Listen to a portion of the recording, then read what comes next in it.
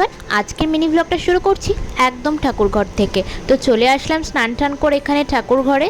তো এখানে সব পুজোর জোগাড় করে নিচ্ছিলাম, সকাল থেকে একদমই সময় পাইনি, তো এই জন্য এই টাইমে ব্লগটা করে নিচ্ছি। আর এখানে ফল টল সব নৈবেদ্য সব গুছিয়ে নিলাম মায়ের হাতে হাতে। আর এখানে মা সিন্নি মেখে নিলাম, তারপরে ঠাকুরমশাই এসে গেছেন, আমাদের পুজো আরম্ভ হয়ে গেছে। তো আজকে রথযাত্রা উপলক্ষে সত্যনারায়ণ পুজো বাড়িতে ছিল। এটা জানো তো আমাদের বহু বছরের পুজো, তো মাঝখানে কিছু বছর বন্ধ ছিল, তো আজকে থেকে এটা আবার আরম্ভ করলাম। তো তারপর এখানে পুজো কমপ্লিট হয়ে যাওয়ার পর এখানে যজ্ঞ হচ্ছিল, আমাদের হোম হয়। তো হোম হয়ে যাওয়ার পরে আমাদের পুজো পুরোপুরি সমাপ্ত হয় এবং তারপরে আমি এখানে চাল প্রসাদ একটু মেখে নিচ্ছিলাম পাড়ায় প্রসাদ দেবো বলে। তারপরে এখানে পাড়ায় প্রসাদগুলো বেড়েও নিলাম আর তারপর গিয়ে দিয়ে এসেছিলাম আমি আর মা গিয়ে।